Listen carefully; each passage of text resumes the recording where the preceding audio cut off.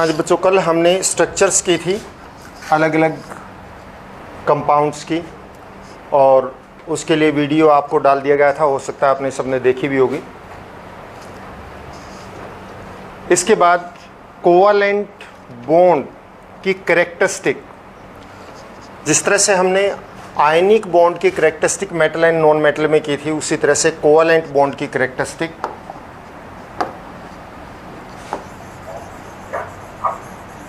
Characteristics of, ये जिसका mic on है वो बंद कीजिए।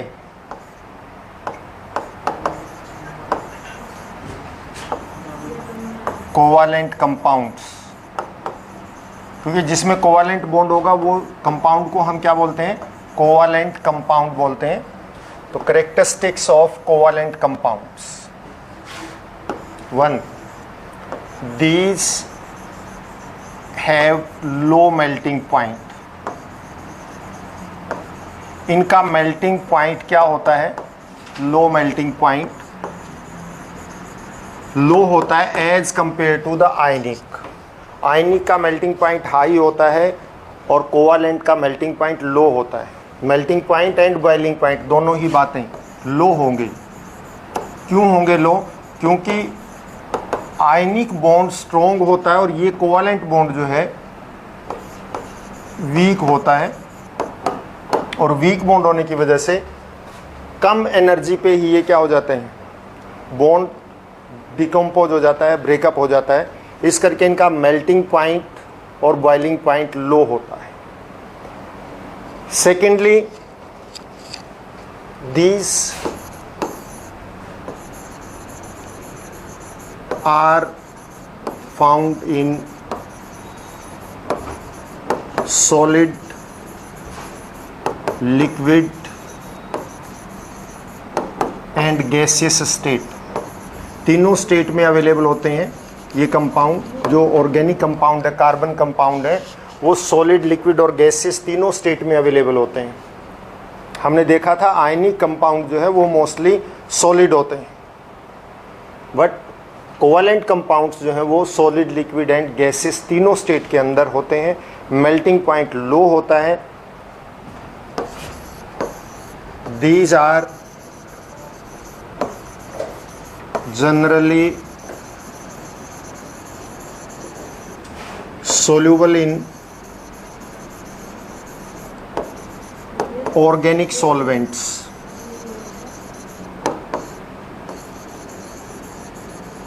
ऑर्गेनिक सॉल्वेंट्स मतलब like alcohol,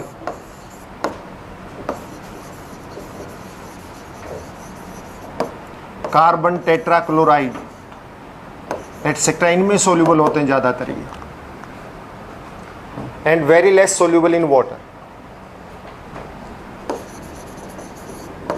and very less soluble in water. Water में बहुत कम सोल्यूबल होते हैं। वैसे आप देखिए शुगर, ग्लूकोज, ये वाटर में सोल्यूबल हैं, हाईली सोल्यूबल है वाटर में, बट ये हैं ऑर्गेनिक कंपाउंड। एक्सेप्शंस तो रहेंगी, बट जनरली जो है कोवालेंट कंपाउंड जो है एल्कोहल्स में, कार्बन टेट्राक्लोराइड में, इनमें ज़्यादा सोल्यूबल होते हैं। These do not conduct electricity, ये इलेक्ट्रिसिटी को कंडक्ट नहीं करते।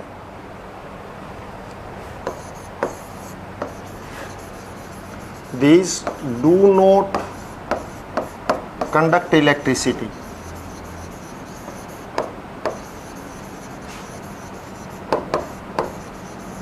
जबकि हमने देखा आयनिक कंपाउंड जो वो इलेक्ट्रिसिटी को कंडक्ट करते हैं, ये नहीं करते, बिकॉज आयनिक कंपाउंड में तो आयंस होते हैं, चार्ज प्रेजेंट होता है, जिसकी वजह से वो इलेक्ट्रिसिटी को कंडक्ट करते हैं। कोवालेंट कंपाउंड में आयंस प्रेजेंट नहीं होते हैं, बिकॉज जो बॉन्ड बनता है वो शेयरिंग ऑफ इलेक्ट्रॉन से बनता है, लूज और गेन से नहीं बनता है। इस करके उसके अंदर इलेक्ट्रॉन की शेयरिंग होने की वजह से, यानी कि लूज और गेन ना होने की वजह से चार्ज नहीं होता, और चार्ज प्रेजेंट ना होने की वजह से ये इलेक्ट्रिसिटी को कंडक्ट नहीं करते हैं। तो अगर हम बात करें कि आयनिक और कोवालेंट कंपाउंड में डिफरेंसेस क्या हैं, तो यही मेन डिफरेंस रहेंगे कि आयनिक कंपाउंड का high melting and boiling point होता है, कोवेलेंट कंपाउंड का melting and boiling point low होता है। आयनिक कंपाउंड जनरली सॉलिड होते हैं, covalent compound solid, liquid and gaseous तीनों स्टेट में होते हैं। आयनिक कंपाउंड इलेक्ट्रिसिटी को कंडक्ट करते हैं because of the presence of ion. Covalent compound electricity को कंडक्ट नहीं करते हैं। आयनिक कंपाउंड जनरली वाटर में सॉल्यूबल होते हैं मैक्सिमम, बट ये जनरली कोवैलेंट बॉन्ड में, कोवैलेंट कंपाउंड्स में, कोवैलेंट सॉल्वेंट में सॉल्यूबल होते हैं। तो ये मेजर डिफरेंसेस हैं। इसके बाद बेटा ऑर्गेनिक कंपाउंड हम बात करते हैं कि ऑर्गेनिक कंपाउंड क्या होते हैं। ऑर्गेनिक कंपाउंड्स,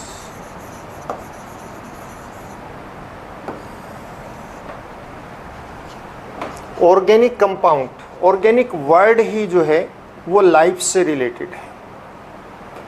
तो organic compound are those compounds which are related to the living organism, जो लिविंग ऑर्गेनिज्म से रिलेटेड है, means whose source are actually living organism, may be plants, may be animals. तो जिनका ultimate source plants या animal होते हैं, वो सारे के सारे कंपाउंड को हम क्या बोलते हैं? ऑर्गेनिक कंपाउंड्स बोलते हैं।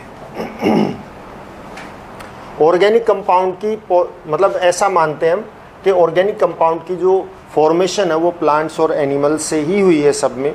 तो दैट्स वाई इनको हम ऑर्गेनिक कंपाउंड मतलब those which are related to living organism whose source are इधर प्लांट्स और एनिमल, जिनके सोर्स प्लांट्स या फिर एनिमल होते हैं। केमिकली ये क्या होते हैं? Chemically these are the hydrocarbons. Chemically क्या होते हैं? ये हाइड्रोकार्बन्स होते हैं, मतलब compounds of carbon and hydrogen. Carbon and hydrogen के कंपाउंड्स होते हैं। डेफिनेशन हम बाद में करेंगे जब ऑर्गेनिक हाइड्रोकार्बन पे आएंगे तब। तो ये कार्बन एंड हाइड्रोजन से मेनली मिल के बने होते हैं, तो ऑर्गेनिक कंपाउंड जो है, अगर हम इनको केमिकली स्टडी करें तो। बट उससे पहले हाइड्रोकार्बन स्टडी करने से पहले हम बात करेंगे एलोट्रॉप्स की। What are allotropes? एक्चुअल में क्या है, ये बीच में हम क्यों ले आए कि जो हाइड्रोकार्बन होते हैं ऑर्गेनिक कंपाउंड होते हैं, इसमें एक ही एलिमेंट डिफरेंट फॉर्म के अंदर अवेलेबल होता है। तो उस तरह से अवेलेबिलिटी एक ही एलिमेंट की डिफरेंट फॉर्म में अवेलेबल होने की वजह से उसकी डिफरेंट फॉर्म होती हैं, और उन डिफरेंट फॉर्म को हम एलोट्रोप्स बोलते हैं। तो एलोट्रोपी हम इसीलिए बीच में लेके आए हैं। तो व्हाट इज एलोट्रोपी और एलोट्रोप्स ऑफ कार्बन? पहले तो एलोट्रोपी की डेफिनेशन देखिए। Allotropy, the existence of an element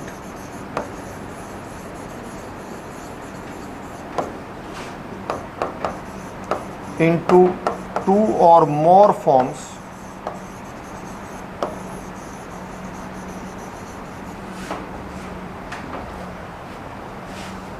is known as allotropy.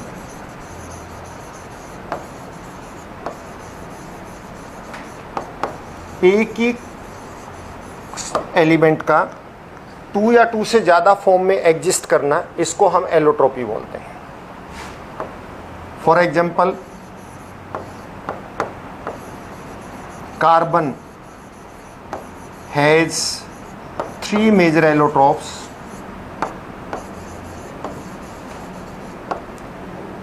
Main allotropes.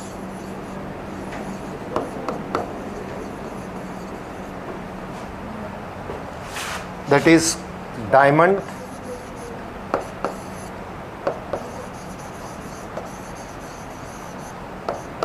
graphite,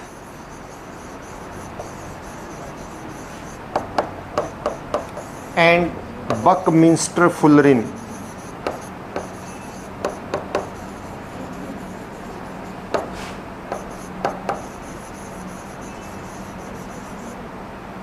ये कार्बन के 3 मेन एलोट्रोप्स हैं। बकमिंस्टर फुलरिन, सिंपली फुलरिन भी वर्ड यूज़ कर लेते हैं हम, डायमंड एंड ग्रेफाइट। एलोट्रोपी मतलब एक ही एलिमेंट का 2 या 2 से ज़्यादा फॉर्म के अंदर एग्जिस्ट करना, उसको हम एलोट्रोपी बोलते हैं। जैसे कार्बन जो है डायमंड की फॉर्म में भी है, डायमंड में भी ओनली कार्बन है, ग्रेफाइट में भी ओनली कार्बन है, बकमिंस्टर फुलरिन में भी ओनली कार्बन है। तो ये कार्बन के एलोट्रोप्स। कार्बन की और भी फॉर्म है, just like charcoal, coal, carbon black, but वो एलोट्रोप्स नहीं है। वो एलोट्रोप्स क्यों नहीं है, मैं आपको बता देता हूँ कि एक्चुअल में जो सॉलिड सब्सटेंस होते हैं, उन सॉलिड को हम 2 पार्ट्स में डिवाइड करते हैं। One is crystalline solid, crystalline solid, और दूसरे होते हैं एमोर्फस सॉलिड।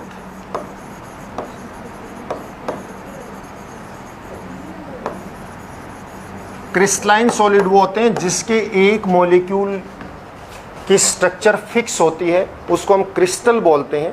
तो वो क्रिस्टलाइन सॉलिड है जिसके एक मॉलिक्यूल की स्ट्रक्चर बिल्कुल फिक्स हो विद बॉन्ड एंगल्स, तो वो क्रिस्टलाइन सॉलिड है। और कार्बन के केस में 3 जो है क्रिस्टलाइन सॉलिड होते हैं, diamond, graphite and Buckminster fullerene. दूसरे होते हैं जिनके मॉलिक्यूल की स्ट्रक्चर फिक्स नहीं होती है, डिफरेंट हो सकती है, फिक्स मॉलिक्यूलर स्ट्रक्चर ना होने की वजह से उनको हम बोलते हैं एमोर्फस सॉलिड। जैसे कार्बन के अंदर कार्बन ब्लैक, कोल है, चारकोल है, ये सब आते हैं। तो जो क्रिस्टलाइन सॉलिड होते हैं उन्हीं के एलोट्रोप्स मानते हैं, ना के एमोर्फस सॉलिड के। तो दैट्स वाई क्रिस्टलाइन सॉलिड जो है कार्बन की 3 फॉर्म है, diamond, graphite and Buckminster fullerene. तो इस करके कार्बन के ये 3 एलोट्रोप्स हैं। Now the structure of diamond. Diamond की स्ट्रक्चर देखिए, डायमंड के अंदर 1 कार्बन 4 अदर कार्बन एटम से अटैच्ड होता है।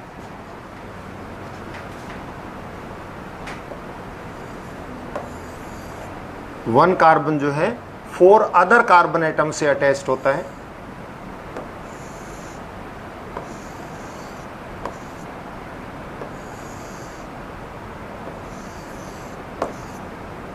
Like that. और ये ही इसी तरह से ये भी आगे जो है 4 अदर से अटैच्ड होंगे, यूं इस तरह से। ये भी आगे जो है 4 अदर से अटैच्ड होगी इस तरह से, और ये डायमंड स्ट्रक्चर बनती है। डायमंड स्ट्रक्चर कैसे, बिल्कुल डायमंड की तरह से है। आप देखिए, आपको शो कर देता हूं मैं। ये बॉन्ड, इनके बीच में ऐसे फोर्स ऑफ अट्रैक्शन होती है, ऐसे होती है, ऐसे होती है, ये होती है और ये होती है। अब आप देखिए बिल्कुल डायमंड की तरह से अपीयरेंस है। दैट्स वाई ये डायमंड मॉलिक्यूल जो है इस तरह का होता है, जिसमें each carbon atom is attached with 4 other carbon atom. Her carbon atom जो है 4 दूसरे कार्बन एटम से अटैच्ड होती है। तो this is the diamond molecule. तो इसको हम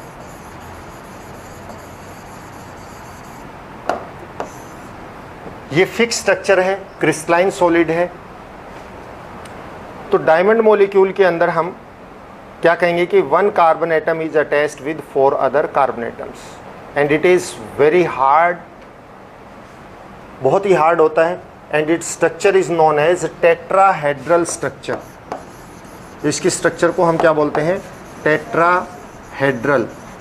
टेट्राहेड्रल क्यों, टेट्रा मीन होता है 4 हेड्स हैं इसके, तो मतलब 4 एंड्स बनते हैं, 4 कॉर्नर्स बनते हैं। इस करके इसको हम क्या बोलते हैं, टेट्राहेड्रल स्ट्रक्चर बोलते हैं।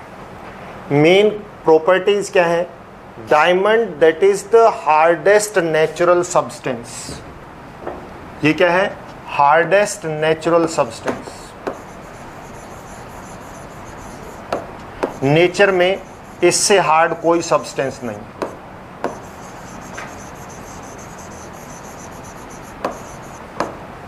Number 2, very high refractive index. इसकी रिफ्रैक्टिव इंडेक्स बहुत ज़्यादा हाई होती है, अप्रोक्सीमेटली 2.4 के करीब इसकी रिफ्रैक्टिव इंडेक्स होती है। मतलब जब लाइट इसके अंदर एंटर करेगी तो ये लाइट की स्पीड अप्रोक्सीमेटली 2.4 टाइम कम हो जाती है। तो इतनी है 2.42 के करीब होती है, मतलब 2.4 ही लेते हैं हम। तो ये इतनी हाई रिफ्रैक्टिव इंडेक्स होती है। Number 3, due to high refractive index it reflect the harmful radiations back.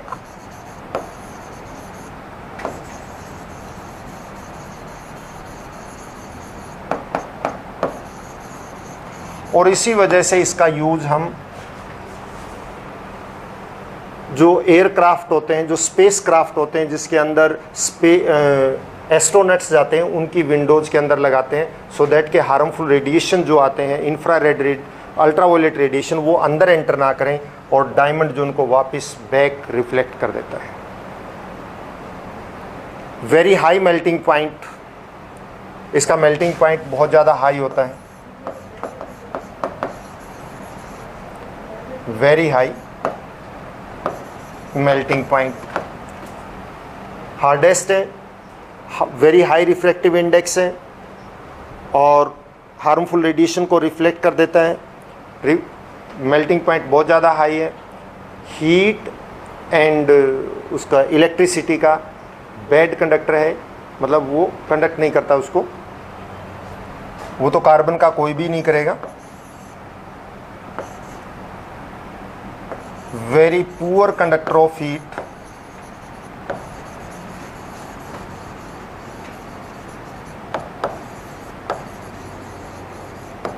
and bad conductor of electricity.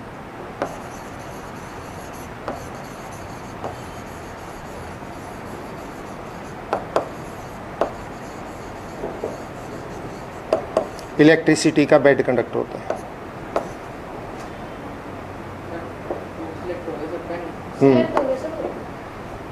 तभी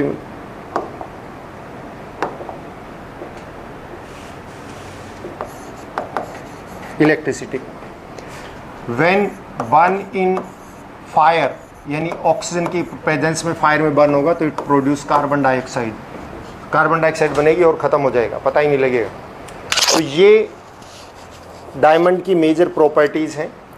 इसके बाद ग्रेफाइट, ग्रेफाइट के अंदर क्या होता है, each carbon atom is attached with 3 other carbon atoms, हर जो है carbon atom 3 other carbon atom के साथ अटैच्ड होता है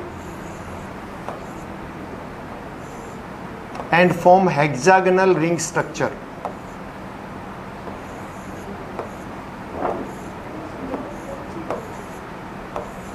आप ये राउंड को ये समझ लीजिए कि दीज आर कार्बन, हर एक कार्बन जो है 3 अदर कार्बन एटम से अटैच्ड होता है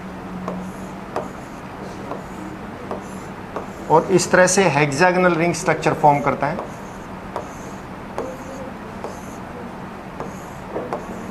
इसको भी हम आगे यूं कर सकते हैं, आगे आगे चलता रहेगा जहाँ तक स्पेस, आप जितना मर्जी इसको बढ़ा लीजिए, इट रन लाइक दैट। इस तरह से हर carbon atom 3 other carbon atom के साथ अटैच्ड होता है and form hexagonal ring structure. Graphite में क्या होता है कि ये इस तरह से एक हेक्सागोनल रिंग स्ट्रक्चर की लेयर बनती है और ये लेयर एक दूसरे के ऊपर प्लेस्ड होती है। These layers are placed over one another, एक दूसरे के ऊपर प्लेस्ड होती हैं।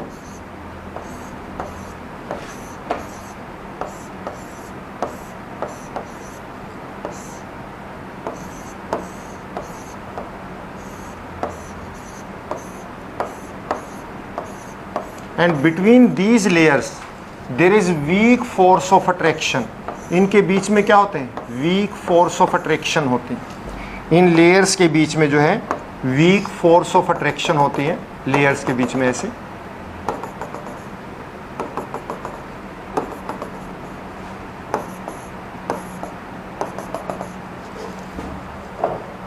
ये लेयर्स एक दूसरे के ऊपर प्लेस्ड होती हैं एंड इन लेयर्स के बीच में क्या होती है, वीक फोर्स ऑफ अट्रैक्शन होता है।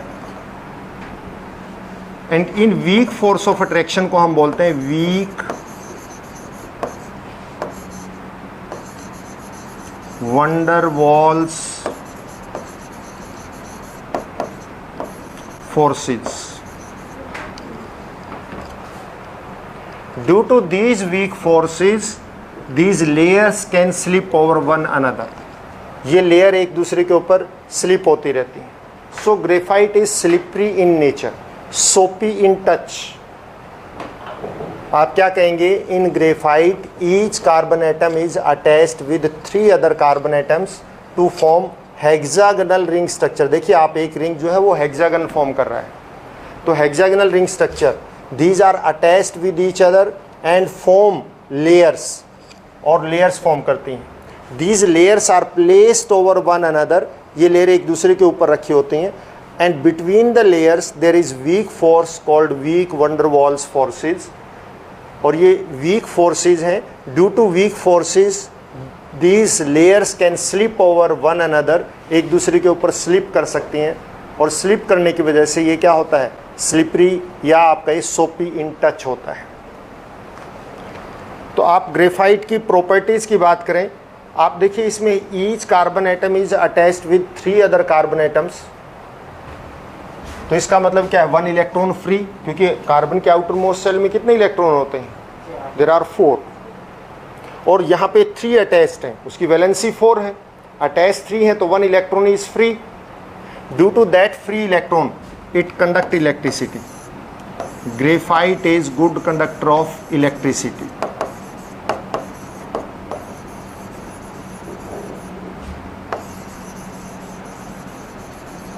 इलेक्ट्रिसिटी का गुड कंडक्टर है,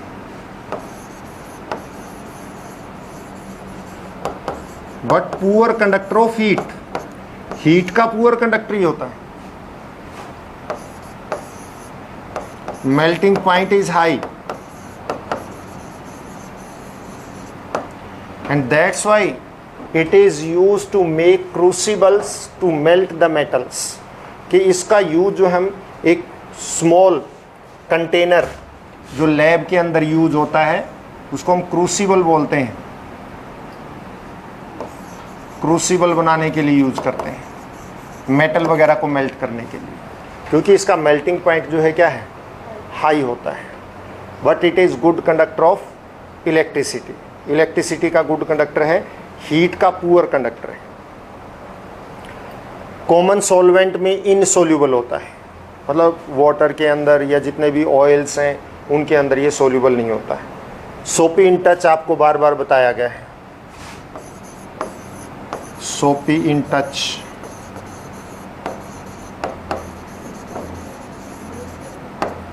इनसोल्यूबल इन कॉमन सॉल्वेंट।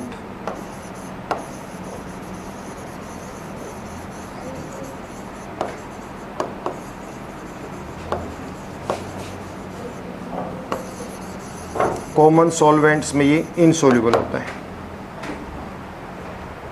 ये मेजर प्रॉपर्टीज हैं। अब इनके यूजेज क्या क्या हैं। डायमंड के यूज आपको एक तो पता ही है कि it is used in jewellery. Due to hardest substance in nature it is used as a cutting and grinding tool. मतलब एक तो ज्वेलरी में यूज होता है, दूसरा कटिंग एंड ग्राइंडिंग टूल। मतलब आप देखिए ग्लास को कट करने के लिए डायमंड की पेंसिल होती है। ग्लास इज़ वेरी हार्ड, तो उसको कट करने के लिए डायमंड की पेंसिल होती है। बहुत ज़्यादा जो जहाँ पे कटिंग, जैसे कि हम कहीं पे केव बनानी होती है, हिली एरिया के अंदर स्टोन्स को कट करना होता है, तो वहाँ पर भी डायमंड के कटर यूज होते हैं। Due to high refractive index, आपको पहले ही बताया कि इसको जो है हम एयरक्राफ्ट की विंडोज़ में भी यूज करते हैं, ताकि वो हार्मफुल रेडिएशन को बाहर की बाहर रिफ्लेक्ट करता रहे। इसी वजह से डायमंड पे बहुत, मतलब इसका हाई रिफ्रैक्टिव इंडेक्स है, इसीलिए डायमंड पे थोड़ी सी भी लाइट फॉल करती है तो वो ऐसे चमकने लग जाता है। बट ध्यान रखिएगा कि डायमंड कभी अंधेरे में नहीं चमकता है, लाइट फॉल करती है तो ही चमकता है, चाहे वो कितनी ही कम लाइट हो। वो अपने अंदर ही लाइट को क्या करता रहता है, बेंड करता रहता है, because of very high refractive index. तो अपने लाइट को अंदर ही बेंड करता रहता है, तो वो सारी लाइट उसके पूरे सारे फेसेस में से, उसकी कटिंग की वजह से, देखिए फेस हैं इसके, इन फेसेस की वजह से एक से दूसरे पे रिफ्लेक्ट होते, दूसरे से तीसरे पे, तो वो ऐसे लगता है जैसे अंधेरे में चमक रहा है। तो ये मेजर इसके यूजेज हैं। ग्रेफाइट के मेन यूजेस, इसको हम एज ए इलेक्ट्रोड यूज करते हैं। ग्रेफाइट कार्बन इलेक्ट्रोड आपने केमिस्ट्री में काफ़ी बार पढ़ा होगा। वो कार्बन इलेक्ट्रोड क्या होते हैं, ग्रेफाइट के इलेक्ट्रोड होते हैं। ड्राई सेल के अंदर जो बीच में रोड होती है वो ग्रेफाइट की होती है, क्योंकि graphite good conductor of electricity है। ग्रेफाइट का यूज़ पेंसिल लेड में यूज करते हैं, आपको पता ही है, पेंसिल लेड उसमें ग्रेफाइट ही होता है। तो ये मेन इसके यूज हैं। इसके बाद बकमिंस्टर फुलरिन। बकमिंस्टर फुलरिन के अंदर क्या होता है,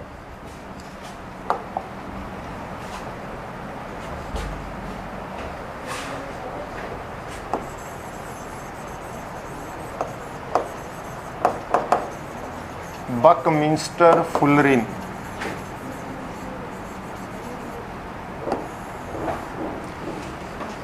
ये फुटबॉल की बॉल की तरह से दिखता है। इसके अंदर 60 कॉर्नर्स होते हैं मिनिमम, 60 एजेस, 60 कॉर्नर्स कहिएगा आप। मतलब कहने का यह है कि एटलीस्ट वन मॉलिक्यूल के अंदर 60 कार्बन एटम जरूर होते हैं।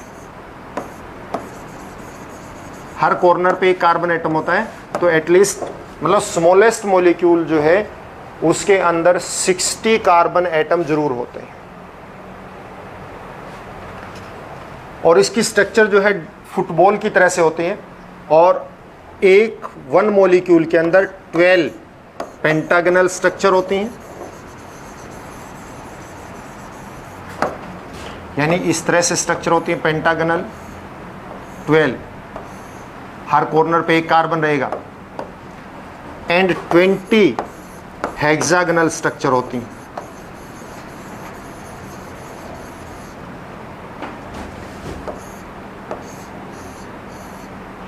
और ये आपस में अटैच्ड होती हैं, इसी वजह से जो है 60 कार्बन मिलके जो है क्या बनाते हैं, 12 पेंटागनल स्ट्रक्चर बना लेते हैं और 20 हेक्सागनल स्ट्रक्चर बनाते हैं। और बकमिंस्टर फुलरिन का मॉलिक्यूल इससे बड़ा भी हो सकता है। ये मिनिमम है कि 60 कार्बन एटम उसमें जरूर होंगे, और उसके अंदर 12 पेंटागनल एंड 20 हेक्सागनल स्ट्रक्चर होंगे। ये एक सेमीकंडक्टर मटेरियल है, इसकी मेन प्रॉपर्टी है सेमीकंडक्टर। सेमीकंडक्टर का मतलब ये पार्शियली इलेक्ट्रिसिटी को कंडक्ट करता है, कंप्लीटली कंडक्ट नहीं करता, एक तरह का पुअर कंडक्टर की तरह से वर्क करता है, पार्शियल कंडक्ट करना। तो इसलिए इसका हम सेमीकंडक्टर मटेरियल के तौर पे यूज़ करते हैं, जिनका यूज़ बहुत जगह पे होता है इलेक्ट्रिकल डिवाइसेस के अंदर। तो सेमीकंडक्टर मटेरियल है ये, इलेक्ट्रिकली मतलब आप ये कहिए कि पुअर कंडक्टर है इसका। और इसके अंदर जो है वॉयलेट कलर का ये सॉल्यूशन होता है, एक वॉयलेट कलर का। ये ध्यान रखने की बात है कि वॉयलेट कलर का सॉल्यूशन है, सेमीकंडक्टर मटेरियल है, ये इसकी मेजर प्रॉपर्टी है। इसका यूज जो है सुपर कंडक्टर एंड सेमीकंडक्टर के लिए यूज करते हैं। सेमीकंडक्टर जो इलेक्ट्रिसिटी को पार्शियली कंडक्ट करे, और सुपर कंडक्टर जिसका इलेक्ट्रिकल रेजिस्टेंस 0 हो। वो कैसे, कोई भी ऐसा सब्सटेंस रूम टेम्परेचर पे एग्जिस्ट नहीं करता है कि जिसका इलेक्ट्रिकल रेजिस्टेंस 0 हो। उसको वेरी लो टेम्परेचर पे कूल करके उसका इलेक्ट्रिकल रेजिस्टेंस जो है क्या करते हैं, 0 करते हैं, तब वो क्या बन जाते हैं, super conductors. Very very low temperature पे, अप्रोक्सीमेटली -270 डिग्री सेल्सियस या 271 डिग्री सेल्सियस या फिर -272 डिग्री सेल्सियस, इतने लो टेम्परेचर पे। अब तक जो मैक्सिमम हाईएस्ट टेम्परेचर का सुपर कंडक्टर तैयार हुआ वो -156 डिग्री सेल्सियस का। I have read in my knowledge, हो सकता है कुछ इम्प्रूव भी हो गया हो, ये काफ़ी पुरानी बातें हैं। तो इतना लो टेम्परेचर पे हम अगर किसी मटेरियल को कूल करते हैं तो उनमें से बहुत सारे उनका इलेक्ट्रिकल रेजिस्टेंस जीरो हो जाता है, यानी वो सुपर कंडक्टर बन जाते हैं। Till now at room temperature no substance is acting as super conductor. इसके बाद कार्बन की versatile nature.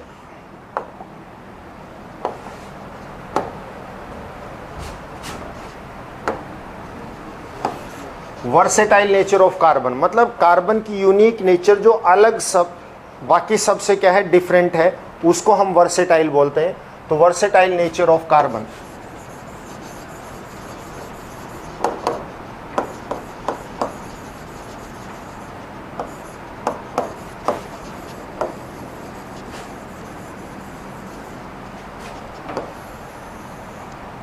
Number 1 catenation.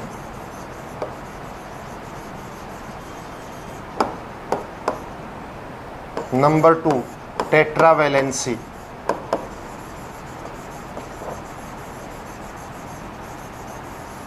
Number 3 multiple bonding.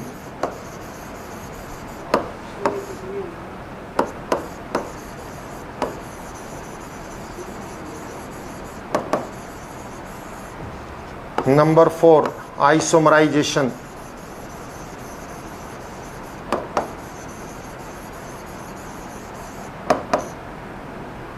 ये कार्बन के वर्सेटाइल नेचर है जिनमें कैटिनेशन एंड टेट्रावैलेंसी बहुत ही यूनिक है। कैटिनेशन तो इसकी एलोन कार्बन की अकेले की यूनिक नेचर है, आप ये कहिए कि और किसी के अंदर ये है ही नहीं। टेट्रावैलेंसी वाले और हैं, और मल्टीपल बॉन्डिंग भी इसी की यूनिक नेचर है। आइसोमराइजेशन भी और फॉर्म कर लेते हैं, बट जो मेन जो सबसे यूनिक वैलेंस प्रॉपर्टी है जो और किसी सब्सटेंस में है ही नहीं और किसी एलिमेंट में नहीं है, दैट इज कैटिनेशन। सबसे पहले बात, व्हाट इज कैटिनेशन, होती क्या है?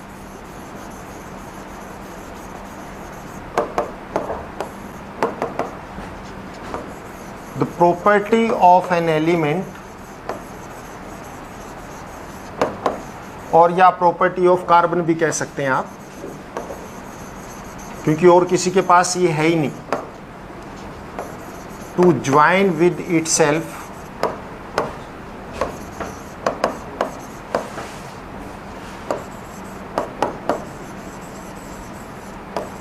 to form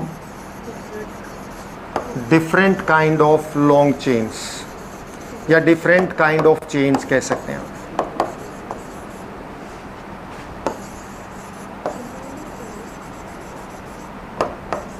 कार्बन के अंदर एक यूनिक प्रॉपर्टी है कि वो अपने साथ ही ज्वाइन होकर डिफरेंट टाइप की चेन फॉर्म कर सकता है, और इस यूनिक प्रॉपर्टी को हम बोलते हैं कैटिनेशन। और किसी एलिमेंट के पास ऐसी प्रॉपर्टी है ही नहीं, और कोई एलिमेंट इस तरह से प्रॉपर्टी शो नहीं करता है कि अपने साथ ज्वाइन हो सके। तो आप यूं भी कह सकते हैं कैटिनेशन की डेफिनेशन में, द प्रॉपर्टी ऑफ, इसकी बजाय आप क्या लगा सकते हैं, carbon to join with itself to form different kind of chains, that is known as catenation. उसको हम क्या बोलते हैं, कैटिनेशन बोलते हैं। जैसे कार्बन जो है, the different kind of chain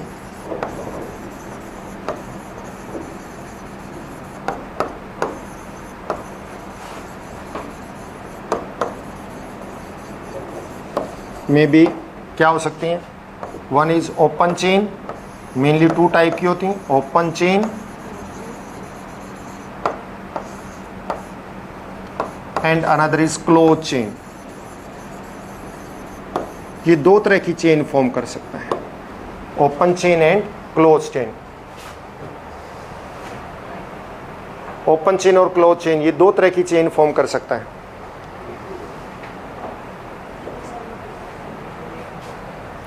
हाँ जी, तो ओपन चेन कौन सी होती है, क्लोज चेन कौन सी होती है, ये देखिए।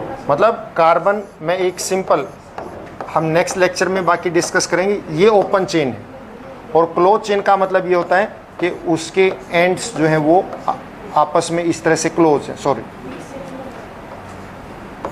दूसरा कर देता हूँ। ये क्लोज चेन है, ये भी क्लोज चेन है, कि आपस में क्लोज हो जाए तो वो क्लोज चेन। दो तरह की चेन होती हैं, open chain and close chain. Open chain में क्या होगा कि ये आप एंड जो है जुड़े हुए नहीं होंगे और इसके अंदर साइकिल बनेगा, यानी कि साइक्लिक होंगे, तो साइक्लिक चेन भी कहते हैं, ओपन क्लोज चेन भी बोलते हैं। और ओपन चेन में भी डिफरेंट टाइप की हो सकती है, ब्रांच भी हो सकती है, अनब्रांच भी। ये हम नेक्स्ट लेक्चर में डिस्कस करेंगे। आज के लिए इतना ही काफ़ी। Have a nice day.